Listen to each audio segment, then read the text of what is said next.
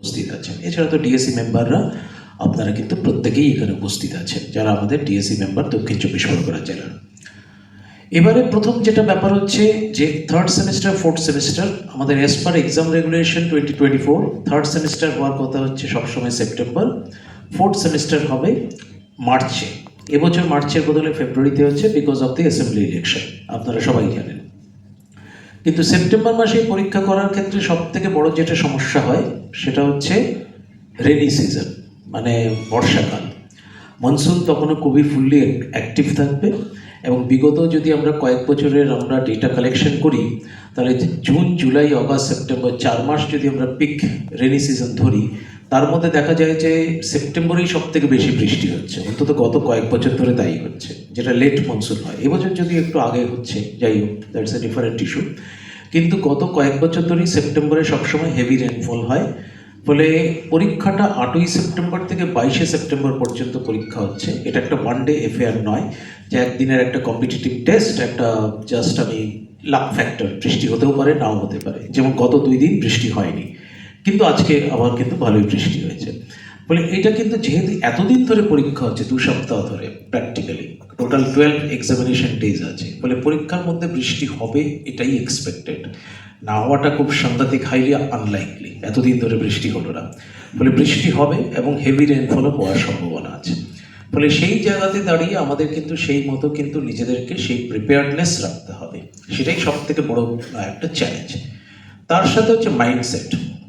আমি even administrative, এখন আমরা প্রত্যেকটি জেলাতে আমরা অ্যাডমিনিস্ট্রেটিভ মিটিংও করছি। আজকেও দক্ষিণ 24 পরগনার অ্যাডমিনিস্ট্রেশনের সাথে ডিএম অফিস এবং তার যত যারা লাইন অফিসার আছেন সবার সাথেই আমরা কিন্তু সকালবেলা একটা মিটিং করেছি, হাইব্রিড মোডে হয়েছে, কিছুটা ফিজিক্যাল কিছুটা অনলাইন মোডে। আমি নিজে পার্সোনালি ডিএম অফিসে উপস্থিত ছিলাম। তো এখনও একটা ধারণা আছে ফাইনাল এক্সামিনেশন ফেব্রুয়ারিতে হবে। এখানে ফাইনাল বলে কিন্তু কোনো কথা নেই, দুটোই ফাইনাল, ঠিক আছে? এই মাইন্ডসেট থেকে কিন্তু বেরিয়ে আসতে হবে, দুটোই ফাইনাল। ওটা ফাইনাল আর এটা মানে সেমিফাইনাল ওরকম কিন্তু কোনো ব্যাপার নয়। ফলে দুটোই ফাইনাল, দুটোই ইকুয়াল ওয়েটেজ, 50-50 ওয়েটেজ রয়েছে, দুটোই ইকুয়ালি ইম্পর্টেন্ট। ফলে সেই জায়গাতে কিন্তু আমাদেরকে কিন্তু আমাদের ধারণা বা মাইন্ডসেটটা সেই জায়গাতে কিন্তু পৌঁছতে হবে। এবার আসি হচ্ছে বর্ষাকালে পরীক্ষা সম্পর্কে। এটা আমি প্রত্যেকটি জায়গাতে, এর আগে আমাদের একটা মিটিং হয়েছিল ডিআই সেকেন্ডারি, এবং সেখানে জয়েন্ট কনভেনাররা উপস্থিত ছিলেন, মানে all DI secondary, all joint convener. এছাড়া ওটা ফিজিক্যাল মোডে মিটিং হয়েছিল, এছাড়া একটা ভার্চুয়াল মিটিং হয়েছিল, সেটা ভিসি হয়েছিল, সেটা হচ্ছে এডিএম অফিস, মানে এডিএম নিজে ছিলেন, ডিএম বা এডিএম, তার সাথে DI secondary, school education department, তারা হোস্ট করেছিল। সেটাকে সেন্সিটাইজ করানো। এবার যেহেতু ফার্স্ট টাইম হচ্ছে, এই সেন্সিটাইজেশনটা ভীষণভাবে দরকার, যে এটা একটা উচ্চ মাধ্যমিক পরীক্ষা, এটা কোনোভাবে লাইটভাবে নেওয়া যাবে না, এটা কিন্তু পুরোপুরি উচ্চ মাধ্যমিক পরীক্ষা। আজ অব্দি মানে জীবনে কখনো উচ্চ মাধ্যমিক পরীক্ষা কেন, কোনো পাবলিক এক্সামিনেশন পশ্চিমবঙ্গ কেন, গোটা দেশের কোথাও কখনো সেপ্টেম্বর মাসে হয়নি। ফলে সেপ্টেম্বর মাসে একটা এত বড় পাবলিক এক্সামিনেশন, একটা হায়ার সেকেন্ডারি পরীক্ষা, সেটা অর্গানাইজড হচ্ছে, সেই জিনিসটা সবাইকে সেন্সিটাইজ করা, সমস্ত district administration, state administration, state government, এটা কিন্তু ভীষণই একটা গুরুত্বপূর্ণ কাজ। তো সেই কাজটার জন্যই এতগুলো মিটিং বারবার আমাদের করতে হচ্ছে। এখন আমরা ডিস্ট্রিক্ট লেভেলে মিটিং করছি, আস্তে আস্তে এই জাস্ট গত পরশু থেকে, বুধবার থেকে শুরু হয়েছে এবং পরপর চলবে মান্থ লং এই meeting schedule across all 25 districts, 25 educational districts.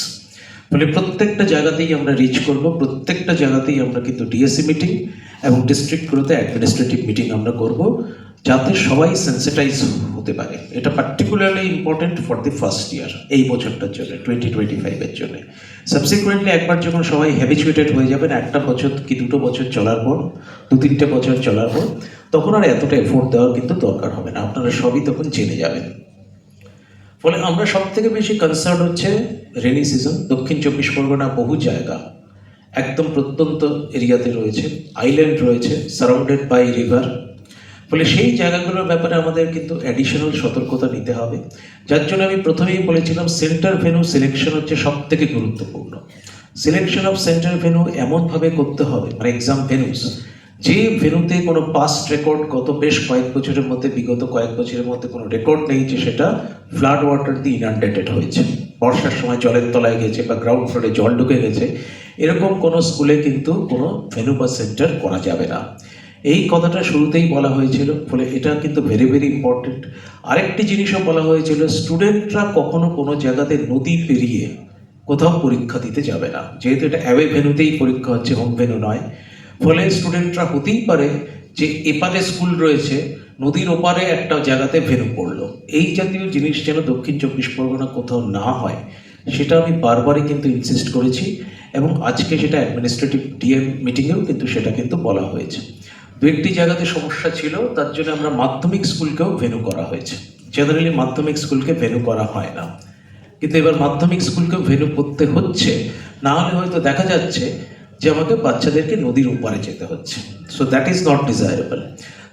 স্টুডেন্টদের নদী পেরোতে হবে না, এরকম একটা জায়গায় আমাদের থাকতে হবে। কনফিডেন্সিয়াল ম্যাটার ডেফিনেটলি নদী পেরিয়ে ডেলিভার্ড হতেই পারে, তাও কিন্তু সেটা প্রচুর ডিস্ট্রিক্ট অ্যাডমিনিস্ট্রেশনকে বলা হয়েছে। যদি খুব খারাপ ওয়েদার থাকে, ইনক্লিমেন্ট ওয়েদার থাকে, তাহলে সেই ব্যাপারে কিন্তু যথেষ্ট সতর্কতা অবলম্বন করতে হবে। এমনও হতে পারে যে খুব যদি খারাপ ওয়েদার হয়, তাহলে ফেরি সার্ভিস অনেক সময় সাসপেন্ডেড হয়ে যায় দক্ষিণ চব্বিশ পরগনা, বিশেষ করে কিছু কিছু জায়গাতে।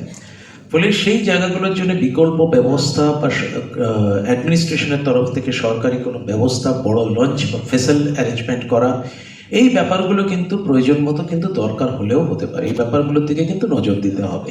তো সেগুলো সব অ্যাডমিনিস্ট্রেশনকে বলা হয়েছে, তো administration will look after all those issues. কিন্তু পরীক্ষাটা আমাদের করতেই হবে, বিকজ এটা একটা আমাদের শিডিউল এক্সাম, এটা করতেই হবে। আনলেস সাংঘাতিক একটা ন্যাচারাল কোনো একটা আর কি ক্যালামিটি হলো, সেরকম যদি না হয়, তাহলে পরীক্ষার মতো চলবে, অ্যাডিকুয়েট প্রিকশন নিয়ে কিন্তু সেই পরীক্ষাটা হবে। এবারে যেহেতু প্রথমত হচ্ছে আর একটা ক্যারেক্টারিস্টিক্স, আমি সেলিয়েন্ট ফিচারগুলোতে আসছি। মূল বক্তব্যটা মানে পাওয়ার পয়েন্টে doctor Priyadarshini Mallick secretary madam বলবেন। কয়েকটা সেলিয়েন্ট ফিচার আমি হাইলাইট করছি। এবারে পরীক্ষা আপনারা সবাই জানেন যে এমসিকিউ বেসড পরীক্ষা। অড সেমিস্টার মানে ফার্স্ট এবং থার্ড সেমিস্টার আমাদের সিস্টেমে এমসিকিউ বেসড। ইভেন সেমিস্টার মানে সেকেন্ড এবং ফোর্থ সেমিস্টার হচ্ছে সাবজেক্টিভ প্রশ্ন থাকবে, ঠিক আছে।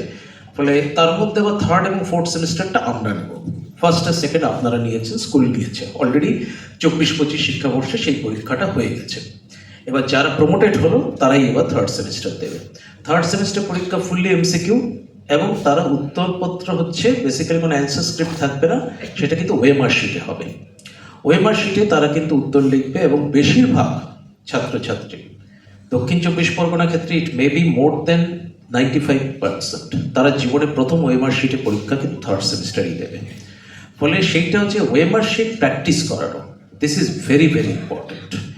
ওয়েমার শিট প্র্যাকটিস করানো এটা ভেরি ভেরি ইম্পর্টেন্ট। আমরা ফাইনাল যে ওয়েমার শিটের টেমপ্লেট, সেটা কিন্তু আমরা ওয়েবসাইটে আপলোড করে দিয়েছি। সেটা আপনারা ডাউনলোড করবেন, ডাউনলোড করিয়ে ছাত্রছাত্রীদের প্র্যাকটিস করাবেন। এতদিন যে অ্যান্সার স্ক্রিপ্ট থাকতো, অ্যান্সার স্ক্রিপ্টে স্টুডেন্টদের নাম লেখার জায়গা ছিল, কিন্তু এবার কিন্তু ওয়েমার শিটে কোনো নাম লেখার জায়গা থাকবে না। 3টে ভেরি ইম্পর্টেন্ট প্যারামিটার আছে। সেই 3টে প্যারামিটারের যে কোনো একটা প্যারামিটার, ইভেন সিঙ্গেল একটা ডিজিট এদিক ওদিক হলেই কিন্তু ওয়েমার শিট ইভ্যালুয়েটেড হবে না। কারণ ওয়েমার শিট কিন্তু কোনো মানুষ ইভ্যালুয়েট করবে না, মেশিন ইভ্যালুয়েশন, ওটাটাই কম্পিউটারাইজড ইভ্যালুয়েশন। যার জন্য এবার থার্ড সেমিস্টারে কোনো হেড এক্সামিনার বা এক্সামিনার কারো কোনো ইনভলভমেন্ট থাকছে না। আপনাদের কোনো কিন্তু ইনভলভমেন্ট নেই, আপনাদের শুধু কাজ হচ্ছে পরীক্ষাটাকে অর্গানাইজ করা। বাকি ইভ্যালুয়েশন পুরোটাই জাস্ট কাউন্সিল করবে based on the OMR sheet. ফলে একটা ডিজিটও যেন এদিক ওদিক না হয়। 3টে গুরুত্বপূর্ণ প্যারামিটার কি কি? Exam roll number, registration number, আর হচ্ছে কোয়েশ্চেন পেপার সিরিয়াল নাম্বার, ঠিক আছে। Exam roll number, registration number, QP serial number, এই 3টে হচ্ছে ভেরি ইম্পর্টেন্ট। এবারে প্রত্যেকটা এই 3টে প্যারামিটারই নিউমারিক ফিল্ড, প্রত্যেকটা বক্স আছে।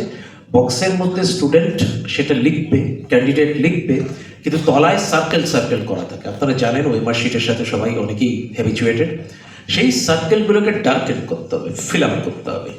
ওয়েমার শিট ফিল আপ কিন্তু শুধু বল পয়েন্ট পেনেই কিন্তু করা যাবে, সেটা কিন্তু জেল পেন, যেটা আজকাল স্টুডেন্টরা অনেকেই ইউজ করে, বা কেউ ফাউন্টেন পেনও করতে পারে, সেগুলো দিয়ে কিন্তু করা যাবে না, ওটা স্মাজ হয়ে যাবে, ঠিক আছে। বলে একমাত্র বল পয়েন্ট পেন, ব্লু বা ব্ল্যাক ইঙ্ক, অন্য কোনো কালার নয়, সেটা দিয়েই কিন্তু করতে হবে। সেই সার্কেল করাগুলো কিন্তু ভেরি ভেরি ইম্পর্টেন্ট। এই যে কোয়েশ্চেন পেপার সিরিয়াল নাম্বার, তার মধ্যেই কিন্তু এভরি ইনফরমেশন ইনক্লুডেড থাকছে। রোল নাম্বার আর রেজিস্ট্রেশন নাম্বার একটা দিয়ে আরেকটাকে আমরা কাউন্টার চেক করবো যে স্টুডেন্টটি ঠিকঠাক লিখেছে কিনা, কারণ নাম এবার থাকছে না, আগেই বলেছি। সাবজেক্ট কোড আপনারা জানেন, আমরা একটা 4 লেটার সাবজেক্ট কোড ইউজ করি, বিএনজি এ, ইএনজি বি, পলস, পিওএলএস মানে হচ্ছে পলিটিক্যাল সায়েন্স, এরকম থাকে, ইএনপিএস মানে এনভায়রনমেন্টাল স্টাডিজ। এবার কিন্তু কোথাও সাবজেক্ট কোড থাকবে না, ঠিক আছে? সাবজেক্ট একটা লেখার জায়গা আছে, একটা বক্স আছে, তাতে স্টুডেন্ট সাবজেক্ট লিখবে, কিন্তু ওটা মেশিন ইভ্যালুয়েট করবে না। সাবজেক্টটা কোথা থেকে আসবে সেটা সাবজেক্ট কোড আমরা লেখার অপশন দিতেই পারতাম, কিন্তু তাতে আমাকে 26টা সার্কেল আমাকে দিতে হতো A to Z পর্যন্ত, তাতে ব্যাপারটা আরো কমপ্লিকেটেড হতো এবং ওএমআর শিটে অনেকটা জায়গা নষ্ট হতো। সেটাকে অ্যাভয়েড করার জন্য এবার নিউমেরিক সাবজেক্ট কোড থাকবে, যেটা কোয়েশ্চেন পেপারের সাথে এমবেডেড থাকছে, সেটা আগে থেকে প্রিপ্রিন্টেড। কোয়েশ্চেন পেপারের মধ্যেই যে কোয়েশ্চেন পেপার সিরিয়াল নাম্বার আছে, তার মধ্যে ফার্স্ট দুটো digit corresponds two subject code, তারপরে একটা ডিজিট থাকবে, সেটা হচ্ছে কোয়েশ্চেন পেপারের সেট কত, মানে মাল্টিপল সেট হচ্ছে কিন্তু, ঠিক আছে? যেমন কম্পিটিটিভ পরীক্ষাতে মাল্টিপল সেট থাকে, আইদার সেট 1 2 3 4 অথবা set A B C D whatever it may be. আমাদেরও মাল্টিপল সেট থাকবে, কিন্তু সেটটাকে আমরা ডেজিগনেট কোথাও করবো না, যেটা set A, set B, set C, set D, সেটা হচ্ছে কোয়েশ্চেন পেপার সিরিয়াল নাম্বারের মধ্যেই সেটা ইনকর্পোরেট থাকবে। ফলে কোয়েশ্চেন পেপার সিরিয়ালের মধ্যে সাবজেক্ট কোডও থাকছে, তারপর সেট থাকছে, তারপর হচ্ছে সিরিয়াল নাম্বার। ফলে কোয়েশ্চেন পেপার সিরিয়াল নাম্বার যদি একটা সিঙ্গেল ডিজিট যদি এদিক ওদিক হয়ে যায় লিখতে, তাহলে কিন্তু ইভ্যালুয়েশনটা ঠিক হবে না। ফলে ফলে এইটা কিন্তু ভীষণ গুরুত্বপূর্ণ। এই 3টে particular parameter, exam roll number, registration number, question paper serial number, কিন্তু প্রচণ্ড কশাসলি ফিল আপ করতে হবে। তারপরে হচ্ছে খুব গুরুত্বপূর্ণ ব্যাপার, কোয়েশ্চেন নাম্বার 4, তার হয়তো কোয়েশ্চেন নাম্বার 4 দ্য কারেক্ট অপশনটা হয়তো অপশন সি, কিন্তু স্টুডেন্টটি এতে ডার্কেন করলো, একদম ডার্ক করে দিল। তারপরে হয়তো তারপরে মনে হলো, কোনোভাবে মনে হলো, নিজের থেকেও মনে হতে পারে, হল কালেকশন করেও মনে হতে পারে, বা যে কোনোভাবেই হোক মনে হলো যে ওটা এ হবে না সি হবে, তখন কিন্তু ওটা কারেকশন করার কিন্তু কোনো উপায় নেই, ঠিক আছে? এই ব্যাপারগুলো কিন্তু মনে রাখবেন। ওএমআর শিটে কিন্তু কোথাও কোনো কারেকশন করা যাবে না, কাটাকুটি করা যায় না। একবার যদি কোনো একটা সার্কেলকে ডার্কেন করে দেওয়া হয়, তারপর সেটা কিন্তু কখনো কারেকশন হয় না। ওটাকে আমি ক্রস করলাম, পাশে আরেকটা সার্কেলকে গুল্লা করলাম, হ্যাঁ ডার্ক করলাম, সেটা কিন্তু করা যায় না। বলে এই ব্যাপারগুলো ওএমআর শিট শুধু একবারই ফিল আপ করা যায়। এই জন্য একদম স্টুডেন্টদেরকে বলবেন ওরা যেন কোয়েশ্চেন পেপারের উপর যে মাল্টিপল অপশনগুলো রয়েছে ABCD, তাতে দরকার হলে যেন আগে টিক মার্ক দেয়, দিয়ে যখন 100% শিওর হলো তখনই যেন ওএমআর শিটটা ওই পার্টিকুলার সার্কেলগুলো ফিল আপ করে। কারণ একবার একটা সার্কেল ফিল আপ হওয়ার পর সেটা কিন্তু আর কোনো কারেকশন কিন্তু কোনো জায়গা নেই। এই ব্যাপারগুলো কিন্তু প্রপারলি কমিউনিকেট করবেন, ওএমআর ফিলিংটা কিন্তু ভালো মতোভাবে কিন্তু কমিউনিকেট করবেন। কারণ দক্ষিণ 24 পরগনাতে মানে 95% কেন 99%ই বলবো স্টুডেন্টের কিন্তু কোনো প্রায়ের এক্সপিরিয়েন্স নেই ওএমআর শিটে কোনো পরীক্ষা দেওয়ার। ওএমআর শিটে পরীক্ষা কারা দেয়? যারা হচ্ছে JBNS, DS বা এই জাতীয় যারা কিছু হয়তো স্কলারশিপের পরীক্ষা দেয়, তাদের হয়তো ওএমআর শিট পরীক্ষা দেওয়ার অভিজ্ঞতা থাকে, কিন্তু আদারওয়াইজ কারো কিন্তু কোনো ওএমআর শিটে প্রায়র টু ক্লাস 12 কিন্তু কোনো অভিজ্ঞতা থাকে না, ঠিক আছে? ফলে এই ব্যাপারটা কিন্তু সতর্ক থাকবেন। বর্ষাকালে পরীক্ষা হচ্ছে বলে আমরা প্যাকেজিং করব, কিন্তু প্রচণ্ড মানে ঠিকঠাক প্যাকেজিং হবে, সমস্ত কনফিডেন্সিয়াল পেপারগুলো সমস্ত ওয়াটারপ্রুফ প্যাকেজিং থাকবে। আগে যেমন কাপড় দিয়ে প্যাকিং হতো, স্টিচ থাকতো, সেগুলো এবার কিন্তু থাকছে না, সে প্রপার ওয়াটারপ্রুফিং কিন্তু থাকবে এবং সেই মতোই কিন্তু প্যাকেজিং হবে। এবং কনফিডেন্সিয়াল পেপার মানে question paper as well as answer script দুটোই কিন্তু কাস্টোডিয়ানের কাছে ডেলিভার্ড হবে। কাস্টোডিয়ানের কাছে গতবারও শর্টিং ছিল না, এবারেও শর্টিং থাকবে না, ঠিক আছে? কোয়েশ্চেন পেপার কিন্তু 5, 10, 20, 30 ডিনোমিনেশনে থাকবে। কোয়েশ্চেন পেপার কিন্তু ভেন্যু সুপারভাইজারের ঘরে খোলা হবে না। কোনো রুমে যদি 40 জন ছাত্র আপনারা অ্যালোকেট করেন, দুটো সিল্ড এনভেলপ পাঠিয়ে দেবেন 20 করে, অথবা একটা 20, দুটো 10 পাঠাতে পারেন, একটা 30, একটা 10ও পাঠাতে পারেন, কিন্তু সিল্ড এনভেলপই যাবে। এই ব্যাপারটা খেয়াল রাখবেন। ভেন্যু সুপারভাইজারের ঘরে কিন্তু কোয়েশ্চেন পেপার খোলা হবে না। কোয়েশ্চেন পেপার ঠিক 9:55 খোলা হবে, before the candidate, in front of candidate, এবং সেটা ইনভিজিলেটর খুলবেন। এবং খোলার আগে দুজন এনি টু এক্সামিনি, যে কোনো দুজন স্টুডেন্টকে ডেকে আনবেন, ডেকে তাদেরকে দিয়ে সাইন করাবেন যে পেপারটা সিল ছিল। সেখানে একটা প্রোফর্মা দেওয়াই আছে লেভেল, সেখানে দুজন এনি টু স্টুডেন্টসকে দিয়ে সাইন করাবেন যে পেপারটা সিল কন্ডিশনেই খোলা হয়েছে, ঠিক আছে? এবং ইনভিজিলেটরও তারপর কাউন্টার সাইন করবেন যে পেপারটা আমরা সিল কন্ডিশনেই খুললাম। ক্লিয়ার? এবার কিন্তু যেটা আমি একটু আগে বললাম যে ওয়াটার প্রুফিং প্যাকেজিংগুলো থাকবে, কারণ হচ্ছে প্রথমত বর্ষাকাল, সেকেন্ড হচ্ছে বিকজ অফ দ্য সিকিউরিটি, দুটো কারণেই। এবার যেটা থাকবে একদম সিল্ড কার্টনে কোয়েশ্চেন পেপারগুলো থাকবে। সিল্ড কার্টনে কোয়েশ্চেন পেপারগুলো থাকবে, সেটা কোনোভাবেই আপনারা খুলতে পারবেন না আনলেস বাক্সটাকে যদি না কাটেন বা ডিস্ট্রয় না করেন, এবং একবার খোলার পর আর রিপ্যাক জাস্ট ওটা করা যাবে না। মানে যে বাক্সটা থাকবে কার্টন, সেই কার্টনটাকে আপনাকে ডিস্ট্রয় করতে হবে। You need to destroy the carton to open the question paper polypouch, এবং সেই কার্টনটা ওয়াটারপ্রুফ অ্যাকচুয়ালি কার্টন থাকবে, একদম সিল্ড, কোনো ওপেনিং টোপেনিং কিছু নেই। সেভাবেই কিন্তু ওটা ভেন্যু সুপারভাইজারের কাছে ডেলিভার্ড হবে by the centre secretary and or centre incharge. ফলে এই ব্যাপারগুলো খেয়াল রাখবেন। এবং প্রত্যেকটি রুমে after the end of examination 11টা 15-তে পরীক্ষা শেষ, মাত্র 1 ঘন্টা 15 মিনিটের পরীক্ষা। এই জিনিসটা খেয়াল রাখবেন, 1 ঘন্টা 15 মিনিটের পরীক্ষায় কিন্তু কোনো স্টুডেন্টকে আমরা ওয়াশরুম বা টয়লেট যেতে দেবো না। কোনো স্টুডেন্ট কিন্তু হলের বাইরে যাবে না unless there is some extreme medical emergency. Clear? সেরকম ছাড়া কোনো স্টুডেন্ট 1 ঘন্টা 15 মিনিটের পরীক্ষায় কেউ কিন্তু হলের বাইরে যাবে না। পরীক্ষা হচ্ছে 1 ঘন্টা 15 মিনিট, 10টা থেকে 11টা 15, except visual arts, music and all vocational subjects. Clear? সেগুলো হচ্ছে 45 মিনিটস। ফলে কেউ হলের বাইরে যাচ্ছে না। 11টা 15তে আপনারা ওয়েমার শিট নিয়ে নেবেন। 4 রকম ওয়েমার শিট ম্যাক্সিমাম পার ক্লাসরুম হতে পারে। সেটা কি? ইউজড ওয়েমার, আনইউজড ওয়েমার, আরেকটা হচ্ছে ক্যান্সেলড ওয়েমার। ক্যান্সেলড ওয়েমার কি? ক্যান্সেলড ওয়েমার হচ্ছে বেসিক্যালি, ধরুন আপনি ওয়েমার শিট দিলেন, ওয়েমার শিট কেউ, আমি এতবার ট্রেনিং দেওয়ার কথা বলছি, এইচওয়াইতে ট্রেনিং দেওয়ার পরেও হয়তো কেউ ওয়েমার শিট ফিলিংয়ে ভুল করলো, যে ভুলটা ক্যানট বি কারেক্টেড। ভুল হলে তো আর কারেকশন করার কোনো জায়গা নেই ওয়েমার শিটে। সেক্ষেত্রে আপনারা ওয়েমার শিট রিপ্লেস করতে পারেন। এটা আমরা ফার্স্ট টাইম যেহেতু ওয়েমার শিটে পরীক্ষা হচ্ছে সেই প্রভিশনটা আমরা রাখলাম, বাট এটা আমরা মানে ব্যাপকভাবে এটাকে এনকারেজ করছি না। আমরা 30% মতো এক্সেস থাকবে, ধরে রাখুন 30% মতো আমরা এক্সেস ওয়েমার সাপ্লাই করব। ওয়েমার শিটগুলো 100-এর পলিপাউচে যাবে। ওয়েমার শিটগুলো কিন্তু ভেন্যু সুপারভাইজারের ঘরে খোলা হবে। খুলে রুম ওয়াইজ যে স্ট্রেংথ আছে সেই স্ট্রেংথ হিসেব করে আপনারা কনসার্ন ভেন্যু সুপারভাইজাররা সেটা ইনভিজিলেটরদের কাছে ডিস্ট্রিবিউট করবেন। কোনো সেন্টার বা ভেন্যুতে যদি 200 জন স্টুডেন্ট অ্যালোকেশন থাকে, তাহলে কিন্তু সেক্ষেত্রে আমরা ওয়েমার শিট অন্তত 30% এক্সট্রা পাঠাবো, মানে 260 পাঠাবো। ঠিক আছে? 260, 270 ওয়েমার শিট যাবে। বলে ওয়েমার শিট কিছু এক্সেস থাকবে, কিন্তু তাই বলে সব ছাত্র যদি ভুল করে বা মাল্টিপল টাইমস ভুল করে, তাহলে কিন্তু ওয়েমার শিট সাপ্লাই করে আপনারা কিন্তু কুলোতে পারবেন না। ঠিক আছে? ফলে ওয়েমার শিট ফিলিংয়ে ভুল হওয়াটা কখনোই বাঞ্ছনীয় নয়। সেই অনুযায়ী আপনারা ট্রেনিং দেবেন। কিন্তু তা সত্ত্বেও যদি, এতবার ট্রেনিং দেওয়া সত্ত্বেও যদি ভুল কেউ করে, তাহলে ওয়েমার শিট রিপ্লেসড হবে। সেটা পার্শিয়ালি ফিল্ড ওয়েমারটা তার থেকে কালেক্ট করে নেবেন। সেটাকে আমরা ডেজিগনেট করছি ক্যান্সেল ওয়েমার। ঠিক আছে? আরেক রকমের ওয়েমার হতে পারে, সেটা হচ্ছে আরএ ওয়েমার, দ্যাট ইজ রিপোর্টেড এগেনস্ট। সেক্ষেত্রে কেউ কোনো চিট নিয়ে এসছে বা কিছু ম্যাল প্র্যাকটিস করেছে, ডিফাইন্ড কতগুলো আরের রুল আছে আপনারা সবাই জানেন, সেক্ষেত্রে আপনারা আরএ করবেন। ফলে একটা ক্লাসরুম থেকে ম্যাক্সিমাম 4 রকম ওয়েমার বেরোতে পারে। সেটা হচ্ছে ইউজড ওয়েমার, আনইউজড ওয়েমার, ক্যান্সেলড ওয়েমার, আর হচ্ছে আরএ ওয়েমার। এই 4 রকম ওয়েমার গিয়ে কনসার্ন ইনভিজিলেটর ভেন্যু সুপারভাইজারের ঘরে জমা দেবেন। এবং সেই 4 রকম ওয়েমার জমা দেওয়ার পর, সেই সাপোজ কোনো ভেন্যুতে 10টা ঘর আছে, তাহলে সেই 10টা ঘর থেকেই এই 4 রকম সমস্ত আসছে ওয়েমার শিটগুলো।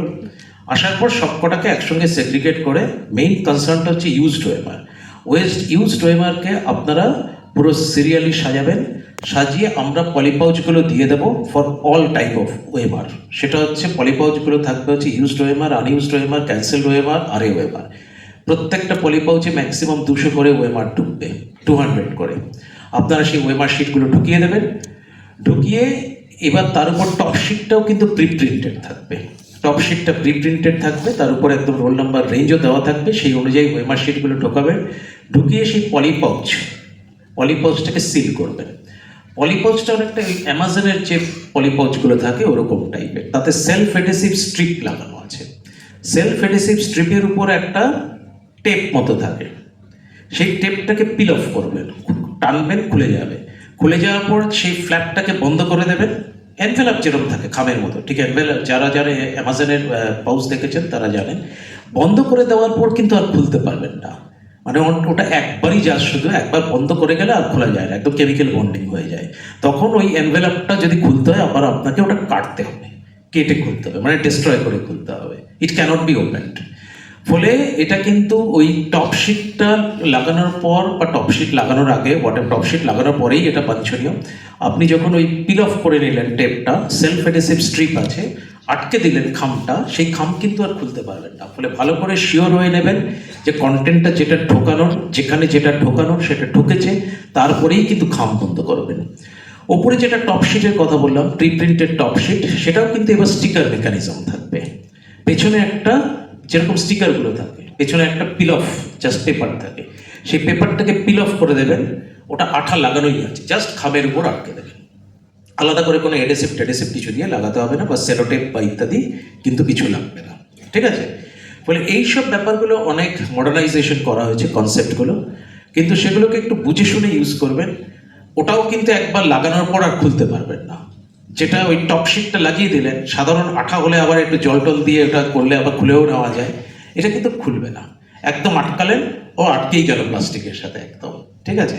তেমনি পলিপাউচে কিন্তু আর খোলা যাবে না, একবার বন্ধ করে দিলে আর কিন্তু খোলা যাবে না, একদম জাস্ট সিল্ড একদম। তো এই ব্যাপারগুলো একটু খেয়াল রাখবেন। জিনিসগুলো ভালো, কিন্তু একটু প্রপারলি ইউজ করবেন, একটু বুঝে শুনে ইউজ করবেন। এইভাবে 200 করে প্যাকেট হওয়ার পর তারপর এগুলো সেন্টারে যাবে, সেন্টার থেকে ফাইনালি সেগুলো প্যাকিং হয়ে, জেনারেলি দূরবর্তী যে সেন্টারগুলো থাকে তারা তো রিজিওনাল অফিসে ডেইলি জমা দেন না, তারা অনেকে রেলওয়ে পার্সেল করে পাঠান। এবার কিন্তু রেলওয়ে পার্সেল হবে না, যেহেতু ওএমআর শিট আছে, কোনো রেলওয়ে পার্সেল হচ্ছে না। আপনারা যে কাস্টোডিয়ানের থেকে কোয়েশ্চেন পেপার নিয়েছেন, এটা সেন্টার সেক্রেটারি, সেন্টার ইনচার্জের জন্য প্রযোজ্য। তারা ওই কাস্টোডিয়ানের কাছেই আবার রিটেন অ্যান্সার স্ক্রিপ্টগুলো, মানে সমস্ত যেগুলো অ্যান্সার স্ক্রিপ্ট বলবো না, OMR sheet, used OMR, unused OMR, cancelled OMR, OMR সব কিন্তু কাস্টোডিয়ানের কাছেই জমা করবেন। কাস্টোডিয়ানের কাছেই সেটা জমা থাকবে। আমরা এই 12 দিন ধরে পরীক্ষার মধ্যে দুবার কালেকশন করব, একবার 5th ডে বা 6th ডে পর কালেকশন করব, আর একবার 12th ডে পর কালেকশন করব থ্রু ক্যাম্প, ঠিক আছে?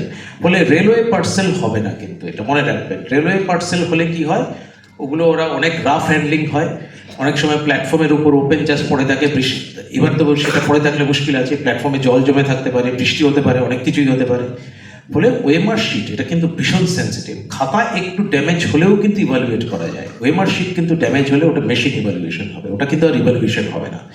মনে রাখবেন, ওএমআর শিট ইভালুয়েশনে কোনো কিন্তু হিউম্যান ইন্টারভেনশন থাকছে না, কোনো মানুষ ইভালুয়েশন করবে না, গোটাটাই মেশিন ইভালুয়েশন হবে, কম্পিউটারাইজড ইভালুয়েশন।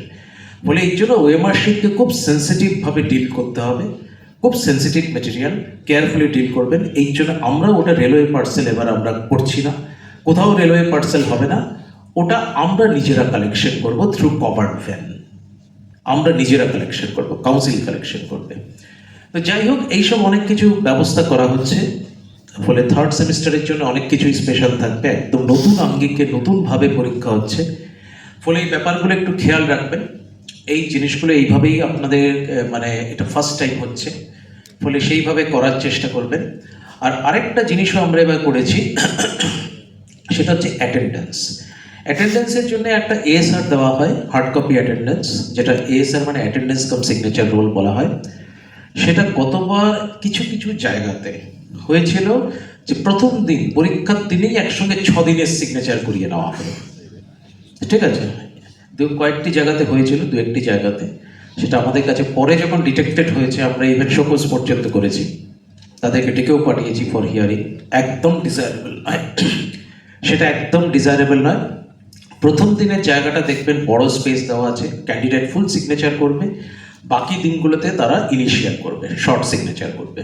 প্রত্যেক দিনের সিগনেচার প্রত্যেক দিন হবে, ডে ওয়াইজ কিন্তু সিগনেচার হবে, সেইভাবে করবেন। আর আরেকটা, এবার আমরা online collection of the attendance করছি।